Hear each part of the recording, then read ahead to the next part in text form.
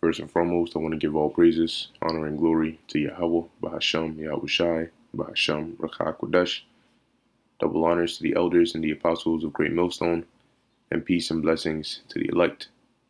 And as you can see here, a tampon shortage is the latest nightmare for women.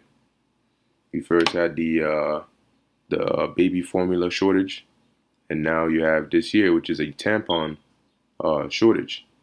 Okay, that a lot of women use for their to deal with their menstrual cycles. Some prefer to use pads. Um, but anyway, as you can see, I'm gonna read a bit of it. This is from CNN.com, and this is only one of many other necessities that are going to be running out of stock soon. All right, leading into the times that we are approaching. All right, the time of Jacob's trouble, where you won't get access to these things. You won't get access to just basic necessities that allow you to be comfortable enough to go another day. Makeup, water, soap, toothpaste, toothbrush. All right, all these things, lotion, oil, toilet paper. These are all things that eventually are going to be stripped. It's going to become scarce, and you're going to start seeing that there's a lot of things that you don't think twice about. You just use and you just do, and it's normal.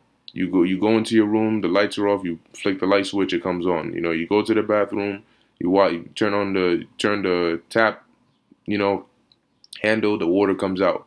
You flush the toilet, it goes down. It just happens like clockwork, and you do it so much that you forget that there's a whole process that's keeping that going. Okay, you go to the store, you go to the section, the women's section, whatnot. You buy what you need, your supplies, you go. But now, what are you gonna do? Because as we're gonna read, it's gonna tell you that your menstrual cycle that's gonna keep on coming. So what are you gonna do? It says supply chain problems and inflation have hit virtually all consumer goods, but women who menstruate are now facing an added strain as a shortage of period products hit the United States. Top retailers and manufacturers acknowledged the shortages this week, confirming complaints that have been circulating on social media for months. The issue generated national attention this week after an article in Time called "The Dearth of Tampons and Pads: The Shortage No One is Talking About." I haven't seen any products in stores for months, one user posted on Reddit. I've been ordering my tampons on Amazon and have been getting price gouged. Uh, Tampon prices are up significantly, nearly 10% from a year ago, according to Bloomberg, but an Amazon spokesperson denied rumors of price gouging, saying its policies help ensure sellers are pricing their products competitively, and that the company actively monitors pricing and removes offers that violate its fair pricing policy. So what you gonna do? Now, there's still some in stock now, but they're just saying that the shortage is meaning that is running, it's getting harder and harder to find them, which means that the prices of it when you get access to it is going to be going higher and higher. Now, the the what makes it even worse when you deal with these kinds of issues is that this is another problem you now need to add to your list of problems that you're already dealing with. And when you look at your list, you have, of course, inflation is like a giant umbrella, but you have um, um, housing, prices going up. Okay, the price you pay for rent and utilities. Okay, then the price you pay your electricity, your energy bill, gas, food, and now you adding on. Okay, now I gotta pay more if I can find these tampons and these pads, which I'm gonna need. You know, and now it just adding on. So each other thing that starts to have a shortage or starts to see a rapid increase in price, and pricing for it, just adds on to the stress, that people are already dealing with, because it's likely that your job is not, not all jobs, are just saying, okay, we see inflation, so we're going to increase we're going to raise the payroll. Okay. So it says here the shortages appear to stem from supply constraints around key material like cotton, Egyptian cotton, cotton and plastic. Now, see, there's people that don't see like, oh, there's a constraint and shortages on cotton and plastic, and they'll say, okay, oh, that's I mean that's that, that's that and that's over there, because they don't realize that a lot of the things they use today depend on cotton and plastic. You need those raw materials or those key materials in order to make the things that you use today. So you got people that'll see us and say, "Oh, well, I mean, so long as I still have this here and I still have this here, I don't really care about the rest." But whatever you have, whether it's clothes or food or electronics, it doesn't just come out the earth as an iPhone. A T-shirt doesn't pop out the ground. It goes through a process. So it starts off as just raw materials, and then it gets combined with other raw materials and put under certain conditions, in a certain procedure, and then you eventually get what it is you have. It says, which are also used in personal protective equipment and have been in high demand from the start of the demic. Um, the war in Ukraine has further crippled or crimped supply because Russia and Ukraine are both major exporters of fertilizer, which is used to grow cotton. A drought in Texas hasn't helped either. So you can see how them targeting that region and utilizing Ukraine to, and Russia to create this whole situation, it was really sort of like a bullseye hit for them, because they can say, oh, well, over there is where the largest amount of this is exported, and this and this and this. So any problems that we face in the world that we are orchestrating, we can blame on that situation, Russia and Ukraine. The Russia and Ukraine, how many times have you seen a problem, inflation, whatever it is, and then afterwards you see, oh, Russia and Ukraine. Or this guy, Biden comes out and he's telling you this, that, and this is happening, and this is happening, and this is happening, and it's Putin's fault, and it's Putin's gas hike, and it's Putin's. People are getting tired of hearing that. They want solutions. So approaching this midterm election, November, all right, things are going to be looking interesting leading up until that point. There's speculation that, they know that majority of people are going to be not, trying to have them in there, right, trying to get those Democrats out of power over there. So, there's likely that they might, set up some events to either prohibit, the election altogether, or alter it in a way, whatever the case is. But it's looking like they might try to set up a few events prior to that, so that that can it can cause a stir up, or chaos, or whatever the case is. But definitely looks like there's something in the works for the next few weeks and months ahead. Okay, so it says here, shortages of raw materials and supply chain bottlenecks aren't unique to period products, but much like the U.S. infant formula shortage, there's an unrelenting and urgent biological demand for them that can't be easily substituted. Yeah, people who menstruate can't simply wait for the shelves to be restocked. Yeah, your cycle's not gonna wait. Knock knock. I'm scheduled to come through today, but a couple more days. Okay, I got you. I'll be right here. That's not how it works. So it says here, getting raw and packed materials to the places we need to get them to continues to be costly and highly volatile. And we said this over and over again, that the time is coming when you're not gonna have these things. Right now they're telling you about a shortage, but soon you're not gonna have it. Chaos. I mean, there's gonna be hell out here. And what are you gonna do? Think about it. When reality hits, right? You out here and shit is going down. Men don't get cycles. We don't get periods. Okay, but I'm dealing now here with women in that time. This is just gonna be another added trouble for you. Okay? Because the chaos is gonna make a lot of places and people unhygienic. And we know what that leads to. So you're gonna have women walking around with infections, with diseases, with ailments, men as well.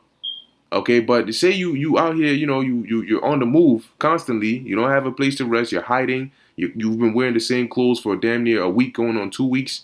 Barely had something to eat. You got little scraps here and there, you know. And I'm just throwing out a hypothetical scenario out here. But you have that going on, and all of a sudden you just start feeling some shit dripping down. Oh, now what? And it's just coming. It's not stopping. It's just coming. And boy, oh boy. So and now you what you look you're feeling disgusted. You're looking for something to hold it and whatever, and you trying to find a water. Ain't no water around. You trying to find a shower. Ain't no shower around. See why? I mean, this is just one example of just something that people are gonna have to deal with in that time. Okay, and this is why people in that time are gonna be seeking that refuge. Okay, which is only gonna come by the way of Yahweh Ba'Shem Yahweh Shai.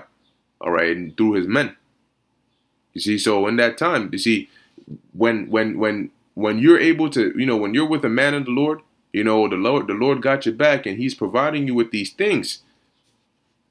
Isaiah 65 and 13 and 14 is going to be very, very rewarding when you don't have to deal with these kinds of problems because the Lord got your back. He might have you hauled up in a safe zone somewhere where you have access to the different things that you need and you have running water and all of that. He might have you he might have you say, hey, go up this route. You walk through like two trees and it's like a whole, like Narnia. Who knows?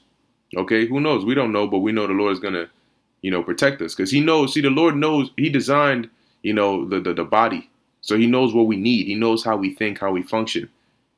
Okay, so He knows just how to deliver us out of all these situations. But the rest of the world, they're not gonna get that mercy because while it was being handed out over here, they didn't want it. They didn't regard it. They didn't think about these things.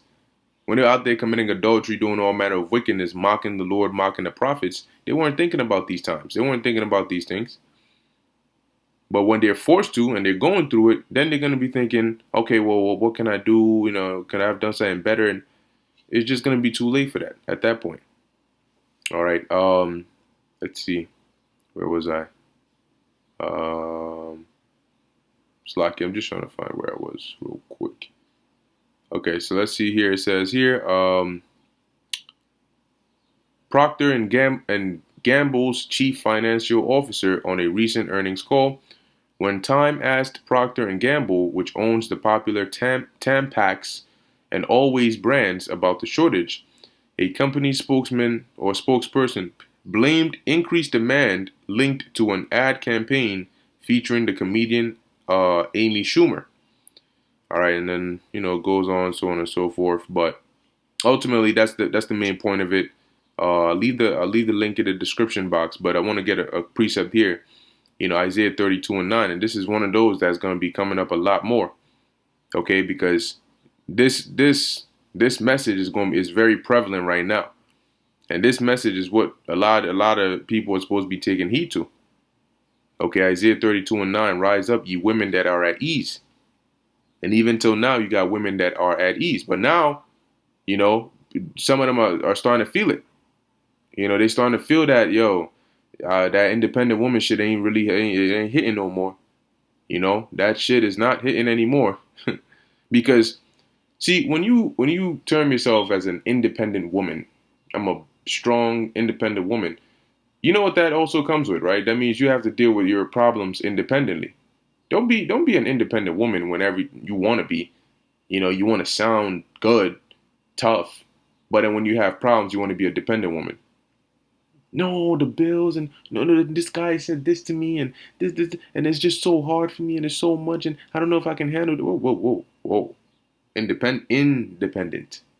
Don't take out the in now. Don't let the problems come. No, independent. So that all comes with it. You have to keep that in mind. When you you can't say I want to be like a man when it's easy, right? And say all the things I want to say, but when it comes to dealing with the whole responsibilities and everything else, no, I don't want to do that no more.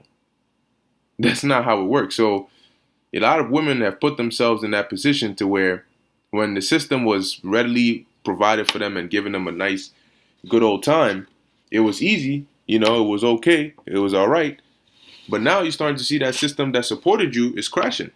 That system that made you think you were independent, but really you were dependent on a system, is now crashing, and now you're realizing that you are dependent. Can't handle this by yourself. You may think you can, but there's gonna come. Even we look, ain't nobody can handle this by themselves. That's why we have Yahweh Bashem Yahweh Shai.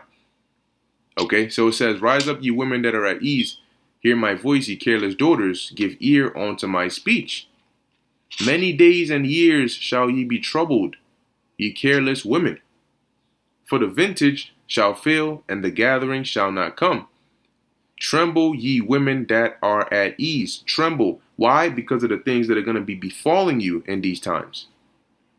"Be troubled, ye careless ones. Strip you and make you bare, and gird sackcloth upon your loins." And sackcloth, when it's girded upon your loins, is a sign of mourning, of lamentation. So this is a warning to tell you to prepare for the times that are coming, because it's going to be so bad. Verse 12, "They shall lament for the teats, for the pleasant fields, for the fruitful vine." And, in the ancient world, of course, those were like the gathering, the where you get the food and all the good stuff. In this time, it comes in a form of different ways, the checks and the different assistance and, things that you're able to acquire that can help you and make your life easier and, your day-to-day expenses and all those good stuff. Well, they're not going to be coming anymore. Shortages, unavailability, chaos. You're not going to get access to these things that allow you to live comfortably. That's why it says, "Rise up, ye women that are at ease," because this is a system that caters to women. So you need to rise up, because you're going to realize that that system is gone. And now what? Now what? Now you done made a whole lot of enemies and there ain't nobody left to help you. Okay, but anyway, I just wanted to bring that out. They're saying now that there's a tampon shortage. So, hey, the news just keeps getting worse and worse and worse. But as the scriptures say, we ought to watch as well as pray. So with that, I hope you were edified and informed. In closing, I want to give all praises, honor, and glory to Yahweh, Bahasham, Yahweh Shai, Bahasham, Rakak Wadash. Until next time, Shalom.